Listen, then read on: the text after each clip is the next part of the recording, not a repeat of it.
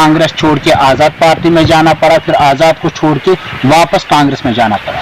अगर पीरज़ादा मोहम्मद सईद साहब को वाइस चेयरमैन भी बनाया गया पार्टी में, तो फिर उसी सईद साहब को माफ़ी मांगना आवाम को कि मुझे गलती हुई, मैं लीव पे गया था कांग्रेस से और अब वापस आया। इमाम साहब कोकरनाग में गुलाम अहमद मीर साहब के नारे लग रहे, पीरज़ादा मोहम्मद सईद साहब के नारे नहीं लग रहे। कोकरनाग कॉन्स्टिट्यूएंसी के लिए जो कांग्रेस के लिए मैंडेट है वो भेजा जा रहा है। नहीं, देखिए ये अनासर पसंद लोग होते हैं कि बशीर अहमद खारी तो है नहीं है वैसे कोई बेचारा। डीडीसी आफ्टर डीडीसी इलेक्शन यहाँ पे तो कांग्रेस डेड थी पूरी। यहाँ पे मैंने नौजवानों को इकट्ठा किया, यहाँ पे मैंने एक यूथ को एक्टिव किया। वो आएगा तो वही मैं कह रहा हूँ, अगर वो 3 बार रहा यहाँ पे कैबिनेट मिनिस्टर, तो आज बशीर अहमद खारी साहब को गुलाम अहमद मीर साहब ने सामने लाया, ताकि कोकरनाग के लोग भी ये मान रहे हैं कि बशीर अहमद खारी साहब कौन है? वो तो नेशनल का एक लीडर था, वो तो एक नेशनल कांग्रेस ज्वाइन किया ना। जब कांग्रेस ज्वाइन करने का कांग्रेस से निकल गए तो नहीं, देखिए कांग्रेस से निकलना बात नहीं होती है जनाब। कांग्रेस निकलना या किसी पार्टी से वो अलग बात होती है। किससे लड़े? गुलजार अहमद चौधरी साहब को धोखा दिया गया। नहीं, किसने दिया धोखा? पीरज़ादा मोहम्मद साहब ने। सीधी बात है ना। कैसे, किस हिसाब से? बशीर अहमद खारी साहब ने कोकरनाग की सरजमीन पे एक बहुत बड़ा जलसा किया, जबकि अगर ये भी देखा जाए कोकरनाग में जलसा नहीं किया। बात सुनिए, कोकरनाग में जलसा नहीं किया उन्होंने, अपने गाँव में किया, अपने वर्कर्स को इकट्ठा किया और गावरन इलाके में एक मीटिंग की जहाँ पे पीरज़ादा मोहम्मद सईद साहब ने जलसा किया ही नहीं। देखिए नहीं किया, क्यों नहीं? हमने तो नहीं लग रहा उतने लोग थे वहाँ। अरे क्या करते हो, हम एक ही प्लेटफॉर्म पे चल रहे हैं। मीर और पीर में कुछ इख्तिलाफ है, कोई इख्तिलाफ नहीं, कोई इख्तिलाफ है यार। वो आपको लगता होगा ना, मीडिया पर्सन उसको लगता होगा कि इख्तिलाफ है। हम बशीर अहमद खारी साहब हमारे लीडर हैं, हमारे साथ हैं, पार्टी में हैं, वो भी इलेक्शन लड़े। आप बशीर साहब के साथ हैं कि गुलजार साहब के साथ? नहीं, दोनों के साथ है। क्यों ऐसा होगा? दोनों कांग्रेस एक ही है ना, कांग्रेस दो है। मीर और पीर में फर्क है, किसने आप मानते हो? किसने कहा है ना? नहीं, मुझे तो नजर नहीं आया। खारी साहब तो मीर के साथ हैं, वो अलग बात है। साहब तो पीर साहब के साथ। नहीं, ऐसी बात नहीं है। गुलजार साहब ने ऑप्शनली ज्वाइन किया। जब सईद साहब को लगा कि जब सईद साहब को लगा कि कोकरनाग में खारी साहब आया, तो उसके बाद अगर देखा जाए सईद साहब ने यहाँ पे मैंडेट देना, यहाँ पे हमारे विकास भारत जोड़ो नुमान साहब, भारत जोड़ो यात्रा का प्रोग्राम चला कश्मीर में 4 दिन या 5 दिन चला। अगर कोकरनाग की बात की जाए, भारत जोड़ो यात्रा में अगरचे मेहनत कांग्रेस के लिए कोकरनाग में किया, वो गुलाम अहमद मीर साहब ने किया। क्या वजूहत रहा कि पीरज़ादा मोहम्मद सईद साहब ने तब तक, जब तक भारत जोड़ो यात्रा कश्मीर में एंटर हुआ, कोई मुलाकात कोकरनाग के लोगों के साथ नहीं? देखिए भाई साहब, भारत जोड़ो यात्रा के मामले में कोकरनाग के लोगों के साथ कोई मीटिंग नहीं कर रहा है। नसीर मीर साहब यहाँ पे आए, वो अलग बात है, वो यूथ के हैं, उनका अलग सिस्टम है। देखिए प्रिंस साहब ने किया, प्रिंस साहब किसके वर्कर है? कांग्रेस के ना। मैं किसका हूँ? कांग्रेस के हूँ ना। तो हमने मेहनत की ना, सबने मिलके, हमने भी गाड़ी। आप देख रहे हैं जेके अर्ली न्यूज, मैं हूं आपके साथ आपका मेजबान तांत्रिक शफी। नाजरीन किराम, जैसा कि कुछ समय पहले ही आज़ाद डेमोक्रेटिक पार्टी गुलाम नबी आज़ाद साहब की क़यादत में बनी, तो कांग्रेस से बहुत सारे लीडरों ने तरक करके डेमोक्रेटिक आज़ाद पार्टी में शमूलियत इख्तियार की। वहीं अगर कोकरनाग के साबिक़ कैबिनेट मिनिस्टर या MLA के नाम से जाने जाते पीरज़ादा मोहम्मद सईद साहब ने भी कांग्रेस पार्टी को अलविदा कहकर डेमोक्रेटिक आज़ाद पार्टी में ज्वाइन किया। उन्हीं का एक साथी हमारे साथ बात करने के लिए मौजूद है, नुमान चौधरी साहब। इनसे हम पूरी जानकारी लेंगे, क्या कुछ रहा कांग्रेस में और क्या कुछ रहा आज़ाद डेमोक्रेटिक पार्टी में। नुमान साहब, सबसे पहले आपका खैर मकदम करते हैं। बहुत बहुत शुक्रिया आपका। नुमान साहब, जैसा कि पीरज़ादा मोहम्मद सईद साहब कांग्रेस में रहे, मिनिस्टर 3 बार कैबिनेट मिनिस्टर वो रहे, MLA रहे, तो क्या वजूहत रहा कि उनको पहले कांग्रेस छोड़ के आज़ाद पार्टी में जाना पड़ा, फिर आज़ाद को छोड़ के वापस कांग्रेस में जाना पड़ा? देखिए तन साहब, आपका बहुत बहुत शुक्रिया। देखिए जैसे कि आपने अभी डेमोक्रेटिक आज़ाद पार्टी की बात की, जब गुलाम नबी आज़ाद साहब ने जब रिज़ाइन किया था कांग्रेस से, तो फिर अपनी पार्टी उन्होंने तश्कील दी, तो उनका मकसद क्या था वो उनको पता है। लेकिन पीरज़ादा मोहम्मद सईद साहब उनके साथ ही रहे हैं, उनके साथ हमेशा इकट्ठे चले हैं, यूथ कांग्रेस से लेके आज तक इकट्ठे चले। तो जब उन्होंने रिज़ाइन किया तो वो अकेले रह गए थे, तो पीरज़ादा मोहम्मद सईद साहब ने उनकी हिमायत दी थी, साथ दिया था कि एक साथी थे, एक वो इंसानियत के तौर पे वो सिस्टम उनका रहा था उसके। तो जब कांग्रेस जब उनके साथ काम किया, उनके साथ चलते रहे और अल्हम्दुलिल्लाह अच्छा खासा काम किया उन्होंने, तो पीरज़ादा मोहम्मद सईद साहब एक बड़ी शख्सियत है, लीडर हैं। तो उन्होंने तब कहा था कि हमें जब भी आप पे कोई शक होगा, आपकी पार्टी पे शक होगा कि आपकी जो आइडियालॉजी है वो सेक्युलरिज्म आइडियालॉजी से हट के है थोड़ी सी, तो मैं सबसे पहला वो बंदा हूँगा कि मैं पार्टी को लीड करूँगा। तो पीरजादा मोहम्मद सईद साहब में वो दिखी, क्योंकि उन्होंने भारत जोड़ो यात्रा जो स्टार्ट की थी राहुल गांधी जी ने, तो उन्होंने कहा था कि हम भी भारत जोड़ो का हिस्सा एक बनते हैं। तो लेकिन आज़ाद साहब ने नहीं माना। तो हमें उससे लगा कि जो हमारी आइडियालॉजी है, जो हमें सेकुलरिज्म आइडियालॉजी जो जिस पे हम चलते थे, तो उस आइडियालॉजी से ये थोड़ा सा हट के हैं, तो इसमें लीव करना पड़ा और अपने घर में वापसी करनी पड़ी। पीरजादा मोहम्मद सईद साहब का एक खास साथी नुमान चौधरी ने एक दिन चैलेंज दिया कोकरनाग में किया इसी चैनल पे कि कभी भी हम आज़ाद डेमोक्रेटिक पार्टी नहीं छोड़ेंगे। क्या कहीं ना कहीं ये लग रहा है कि अगर पीरजादा मोहम्मद सईद साहब को वाइस चेयरमैन भी बनाया गया पार्टी में, तो फिर उसी सईद साहब को माफ़ी मांगना आवाम को कि मुझे गलती हुई, मैं लीव पे गया था कांग्रेस से और अब वापस आया। तो कहीं ना कहीं कि गुलाम नबी आज़ाद साहब ने जो पार्टी बनाई थी वहाँ पे कहने में ये आया कि पीरजादा मोहम्मद सईद साहब को बहुत मेहनत करना वाइस चेयरमैन बनने के लिए। नहीं, देखिए मैं पहली बात बताता हूँ, मेरी जो बात है, मैंने उस दिन भी आपके माध्यम से यह बात कही थी कि हम सेकुलरिज्म आइडियालॉजी पे चलने वाले हैं। तो जब भी अवाम के साथ कोई मजाक होगा, अवाम के साथ गलत होगा, तो उसके लिए हम कुछ भी कर सकते हैं। देखिए मैं अपनी बात करता हूँ, मैं ज़्यादा अपनी पॉलिटिकल कैरियर से ज़्यादा अपने जो एक्टिज्म, सोशल एक्टिविज्म है, उस पर फोकस ज़्यादा करता हूँ। अपने गरीब अवाम, अपने यूथ की आवाज़ हमेशा बनता हूँ अल्हम्दुलिल्लाह, और मुझे अल्लाह ताला ने, मुझे लगता है कि इसी के लिए चुना है। तो कई ऐसे भी मामला हैं जिनको मैंने इग्नोर करना पड़ा अपनी आवाम के लिए, ऐसे हालात भी देखे, तो वो नहीं है। मैंने ये कहा था, देखिए मैं अपनी लॉयल्टी से बात कहूँगा कि लॉयल्टी के साथ आपके साथ बात वाज़ा करना चाहूँगा कि मैं वो बंदा हूँ कि अपनी कौम के साथ कभी गद्दारी नहीं कर सकते हैं, और अपनी आवाम को, अपने यूथ को भरोसा है, उनकी आवाज़ बने हमेशा, उनको यकीन भी है कि ये हमेशा हमारी आवाज़ बनते हैं, हमारी बात करते हैं, तो उनको हम आवाज़ धोखा कैसे देख सकते थे। तो पहली बात है कि उनके में वो आइडियालॉजी हमें नज़र नहीं आई, हमें लीव करना पड़ा। तो रही बात पीरजादा मोहम्मद सईद साहब की, देखिए हम कुर्सियों के पीछे नहीं है, मैं आपको बता दें, पीरजादा मोहम्मद सईद साहब वो लीडर नहीं है कि वो कुर्सियों के पीछे दौड़ता रहेगा। उसको अल्हम्दुलिल्लाह अल्लाह ने इज्जत दी है, वो बड़ा लीडर है, मायनाज लीडर है, तो उसको कुर्सियों की ज़रूरत नहीं है। उनको वाइस चेयरमैन क्या, उसको चेयरमैन ही बना देता था, लेकिन अगर उस आइडियालॉजी से हट के होता तो वो उसको भी इग्नोर करता। तो हम कुर्सियों के पीछे नहीं है, हम आवाम के लिए, आवाम के साथ काम करते हैं, आवाम की आवाज़ बनते हैं, तो कुर्सियों का इसमें है ही नहीं है। उसको वाइस चेयरमैन के बदले वाइस चेयरमैन भी बना देते तो कोई फर्क नहीं पड़ता।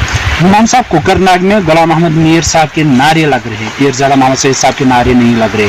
कहीं ना कहीं गुलजार चौधरी साहब कांग्रेस में शमूलियत उन्होंने की, फिर डेमोक्रेटिक आज़ाद पार्टी में, फिर कांग्रेस में, फिर पीरजादा मोहम्मद सईद साहब वापस आया, तो हकीकतन में गुलजार चौधरी साहब भी आया। यहाँ से अगर देखा जाए तो गुलाम अहमद मीर साहब ने यहाँ पे जो उनके नाम पे नारे लग रहे हैं कि बशीर अहमद खारी साहब को मैंडेट देने जा रहे, क्या ये भी लग रहा है यहाँ पे कि कोकरनाग कॉन्स्टिट्यूएंसी के लिए जो कांग्रेस के लिए मैंडेट है वो भेजा जा रहा है? नहीं, देखिए ये अनासर पसंद लोग होते हैं कि बशीर अहमद खारी तो है नहीं है, वैसे कोई बेचारा है, हक है सबका इलेक्शन लड़ना, इलेक्शन लड़ सकते हैं, किसी को ये नहीं है कि वो इलेक्शन क्यों लड़ेंगे, मैं क्यों नहीं। देखिए कांग्रेस पार्टी के लिए जितनी मुझे लगता है मैंने ट्राइबल एरियाज में काम किया है, जितना मैंने यूथ के लिए काम किया, तब यहाँ पे Congress DDC, after DDC election यहाँ पे तो कांग्रेस डेड थी पूरी।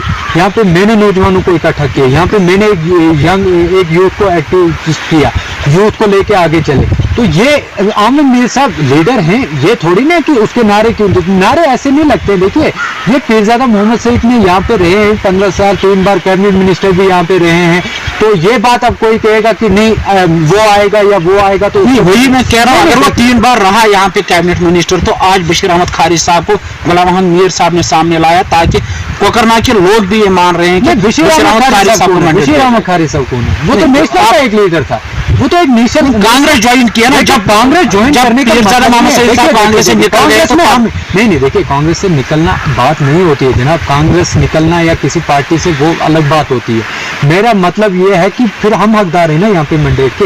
यहाँ पे माजी चौधरी है, यूथ लीडर है, माजी चौधरी साहब हैं, जो आप जानते हैं, सब जानते हैं, यूथ लीडर है, फिर उसको आगे आने चाहिए, उसने भी कांग्रेस के लिए कुर्बानियां दी हैं।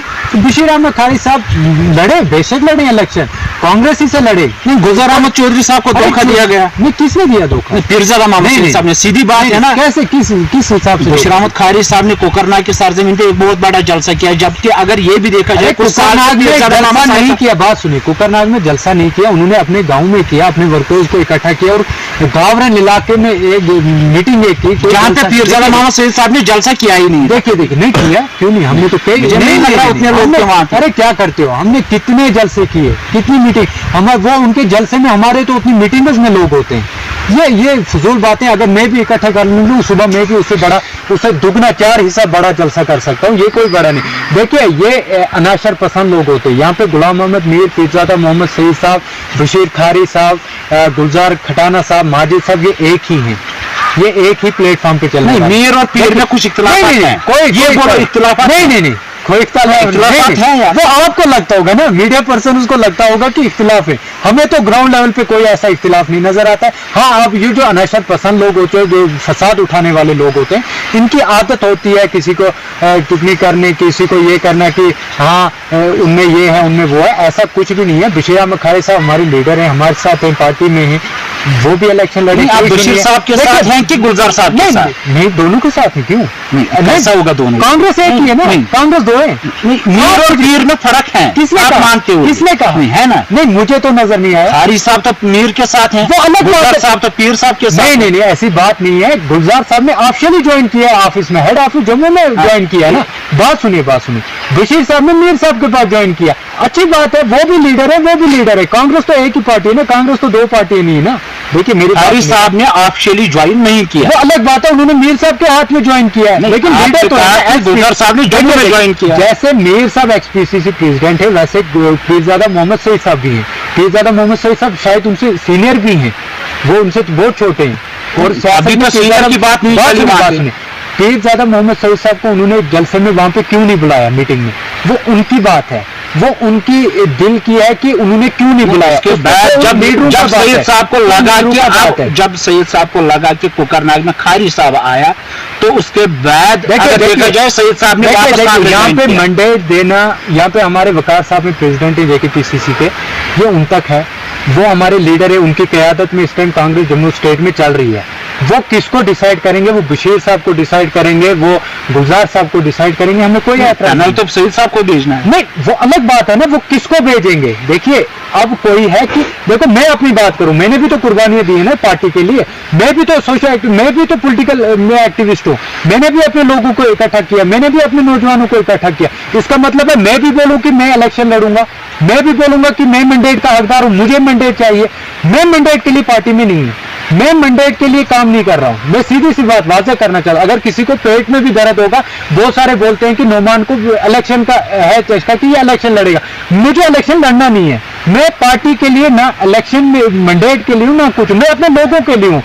मैंने आपको पहले ही बोला, मैं पॉलिटिकल से ज्यादा अपने सोशल एक्टिविस्ट ऑफर आया इलेक्शन लड़ने। हाँ, ऑफर आए, बाकी पार्टी से भी ऑफर आए, और मुझे ऐसी पार्टी से ऑफर आए जो मेरा सब कुछ मैं फिर कांग्रेस से रिजाइन, कांग्रेस ने खरीद के रखा है। नहीं, क्या दिया कांग्रेस? अभी तो नहीं, तभी तो आप पीरजादा मोहम्मद सईद साहब की बात। पीरजादा मोहम्मद सईद साहब एक ईमानदार लीडर हैं। देखिए मैं बात बता, मीर साहब चोर हैं। मीर साहब की इसमें बात ही नहीं, तभी तो कोकरनाग में मीर साहब आया। नहीं, मीर साहब आए, अच्छी बात है ना।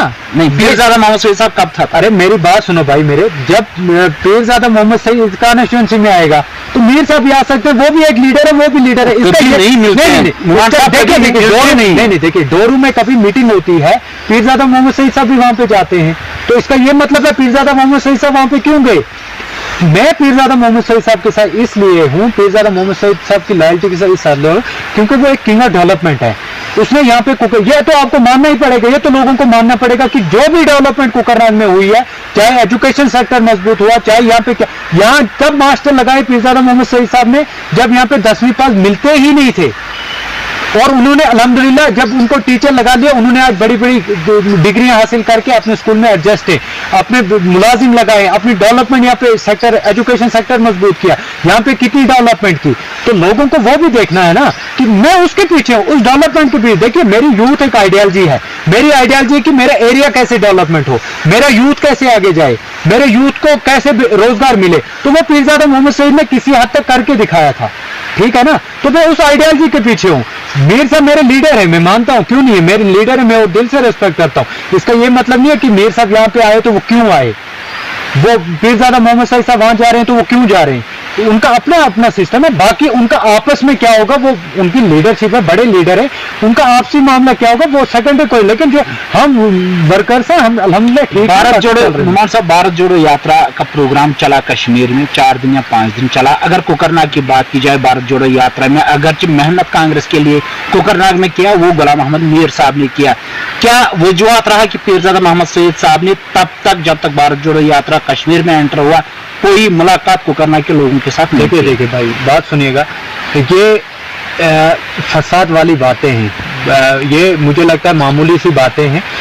हम वर्कर्स काम कर रहे थे और जब भारत जोड़ो यात्रा सबसे कोकरनाग में सबसे पहले मैंने भारत जोड़ा लखनपुर में, मैंने और गुलजार चौधरी साहब ने लखनपुर में हमने ज्वाइन किया। बिना कोकरनाग के लोगों के बगैर नहीं, लोग नहीं, मैं तब मैं वहीं था और मैंने वहां से, मैं यहाँ से स्पेशली उसके लिए भारत जोड़ो यात्रा के लिए गया और वहां पे हम मिले, राहुल जी से भी मिले, हमने मुलाकात की, सब कुछ किया।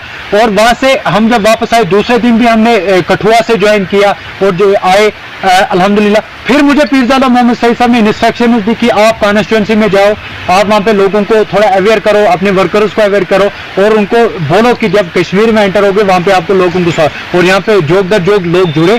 मीर साहब ने भी मेहनत की, पीरजादा मोहम्मद सईद, ऐसी बात नहीं कि मीर साहब, वो अलग बात है पीरजादा मोहम्मद सईद साहब ने क्या किया। यहाँ पे भी तो मीर साहब खुद तो नहीं ना आए, यहाँ पे प्रिंस शेख साहब थे हमारे जो यहाँ पे काम कर रहे हैं, लीडर है हमारे थ्रू कांग्रेस, नहीं गुलाम अहमद मीर थ्रू नहीं कांग्रेस पार्टी, नहीं देखो मीर साहब की कांग्रेस नहीं है, पीरजादा मोहम्मद सईद साहब की कांग्रेस नहीं है, कांग्रेस एक पार्टी है, इख्तिलाफात आपस में है, ये आपको मानना है? पीर और मीर में इख्तिलाफात है, वाली बात। मेरी 14 दिन पीरजादा मोहम्मद सईद साहब भारत जोड़ो यात्रा के मामले में कोकरनाग के लोगों के साथ कोई मीटिंग नहीं कर रहा है। प्रिंस साहब ने किया, नसीर अहमद मीर साहब का, नसीर मीर साहब यहाँ पे आए, वो अलग बात है, वो यूथ के हैं, उनका अलग सिस्टम है। देखिए प्रिंस साहब ने किया, प्रिंस साहब किसके वर्कर है? कांग्रेस के ना, मैं किसका हूँ? कांग्रेस के हूँ ना, तो हमने मेहनत की ना, सबने मिलके, हमने भी गाड़ी साहब नजर नहीं आई। नहीं मैंने गाड़ी ली, क्यों नहीं मैंने गाड़ियां लेना आवाम को मिलना है, आवाम से मिले और यूथ को लेके यहाँ से गए। अब हम ऐसा नहीं है, हम अपने आप को मीडिया पे कम ही लाते हैं, ये नहीं है कि हम कहीं पे कोई मीटिंग करें तो वो अपलोड कर दें कि हमने ये किया, हमने वो किया, वो उतना हमारे, थोड़ा मेरा ज़मीर में वो इजाजत नहीं देता है कि मैं क्या कर रहा हूँ। अल्हम्दुलिल्लाह अपने लेवल से काम करते हैं। बाकी हम निकले और लोगों ने बढ़ चढ़ कर हिस्सा लिया, वहां पे सारे थे, नौजवान भी थे, सारे भी थे। अब ये मैंने उससे पहले भी प्रेस बाइट दी थी, लोगों से अपील भी की थी, और ऐसा नहीं होता तो मीडिया पे क्यों चढ़ते हम? तो ऐसी बात नहीं है, हमने पीरजादा मोहम्मद सईद साहब की इंस्ट्रक्शन थी और मुझे जब मैं उनसे जम्मू में मिला, कठुआ से, उन्होंने मुझे वापस जम्मू में कहा कि आप घर जाओ और कोकरनाग के इलाके में जाओ, उनका दौरा करो, विजिट करो, सब लोगों को वहां से भेजो और उनको बोलो कि भारत जोड़ो यात्रा में ज्वाइन करो। और लोगों ने बढ़ चढ़ कर हिस्सा लिखा, आपने देखा नहीं सैलाब, एक चेंजिंग कैसे हुई, एक वो सीधा वो पलट क्या चेंजिंग। भारत जोड़ो यात्रा में क्या, अगर भारत जोड़ो यात्रा कश्मीर में एंटर हुआ तो क्या लेके आया और क्या उसका मुद्दा और मकसद क्या है? उसका मकसद था कि प्यार, लोग खाली प्यार यार, नफरत कहाँ पे है नुमान साहब? कहाँ पे नफरत? कहाँ पे? क्यों नफरत आपको दिख नहीं? कहाँ पे? आप कांग्रेस में कहाँ पे? देखिए आपको नफरत नहीं दिख रही, आप मेरी बात सुनिएगा। कैसे कश्मीर के लोग, कैसे वो जेलों में जैसे बंद रहता है ना इंसान, वो एक जेली जो होता है, वो एक वो जो होता है अनासक प्रसंग, वो एक जेल में बंद होता है, तो वैसे लोग बंद थे जेलों में, तो वो कैसे फिर उभर के निकले, कैसे उनमें वो जज्बात हुए। आपने कैसे मीडिया में देखे, लोगों ने, राहुल गांधी जी ने उनका वो डर सा खत्म किया, वो जो डर था उनमें, पता नहीं क्यों था, दैट सेकेंडरी क्वेश्चन, कि वो क्या था क्या नहीं था, दबाव था, क्या सिस्टम था, यहाँ पे बोल नहीं पाते उतना कुछ, तो लोग वहां से निकले, लोगों ने उभर कर हिस्सा लिया और उनका वो जोश, उनका वो जो डर था वो सारा खत्म हुआ। तो वो एक चेंजिंग है ना जनाब। और आप देखिएगा, देखिए चेंजिंग ऐसे नहीं पता चलता है, चेंजिंग आपको आने वाले इंतखाबात में पता चलेगा कि चेंजिंग कैसे होती है, कैसे उभर के आएगी पार्टी इंशाल्लाह। नुमान साहब, एनकरेजमेंट ड्राइव चल रहा है, कोकरनाग में भी हुआ, तो क्या कहना होगा इस मामले में? देखिए एनकरेजमेंट जो ड्राइव चल रही है, जहां तक गरीब लोगों पे अगर बुलडोजर चलेगी तो नाइंसाफी है। मुझे लगता है कि हुकूमत की बहुत कांग्रेस खामोश है। नहीं, खामोश है, हर जगह पे कांग्रेस खामोश है। जब कांग्रेस के लीडरों नहीं, जब कांग्रेस के लीडरों के बारी आई तो तब कांग्रेस के वर्कर, चाहे नेशनल कॉन्फ्रेंस हो, चाहे कांग्रेस हो, पीडीपी हो, तब वो सामने आए। नहीं, देखिए हर कोई पार्टी चल रही है, गरीब के लिए कोई नहीं आया सामने, वो अलग बात। देखिए आप फिर से वही बात कहेंगे, वकार साहब ने पिछली बार देखिए ये हेड ऑफिस में जुलूस निकाला और जम्मू में पूरा धरना लगाया, आपने देखा नहीं? तभी पीरजादा मोहम्मद सईद साहब ने बोला कि मेरी बिल्डिंग अब जाने वाली। नहीं, पीरजादा मोहम्मद सईद साहब की बिल्डिंग है ही नहीं है गेस्ट हाउस में, उसमें वो थोड़ी सी दीवार थी, वो तो हो गई, हटाया गया वहां पे, तो थोड़ा ही क्यों ना है तो है। मैं मानता हूँ जी, जिसका देखो मैं आपको एक वाज़ा बात करना चाहता हूँ कि जो भी ये बड़ी बड़ी मछलियां हैं, जो भी ये लैंड ग्रैबर्स हैं, जो लैंड माफिया लोग हैं, इन पे तो दबा लगना चाहिए, ये हम भी चाहते हैं। इन्होंने लूटा है लोगों को और इनको लगना चाहिए। हाँ, किसी गरीब आवाम पे, गरीब लोगों पे अगर बुलडोजर चलेगी, किसी के घर पे चलेगी, किसी का क्या चलेगी, तो उस वक्त हम खामोश नहीं रहेंगे इंशाल्लाह, उस वक्त हम सड़कों पे निकलेंगे।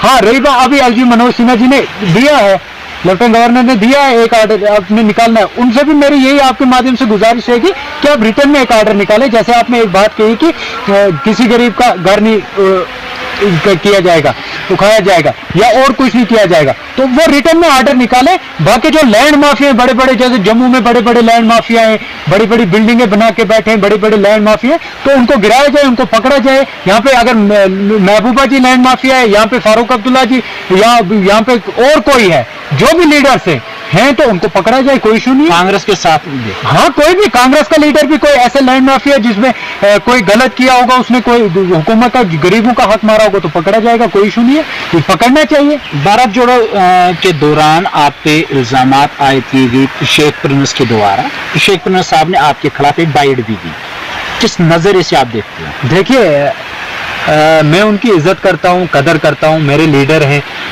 मैं हमेशा उनको बड़ा भाई की जगह मानता हूँ और हमेशा इकट्ठा काम किया है।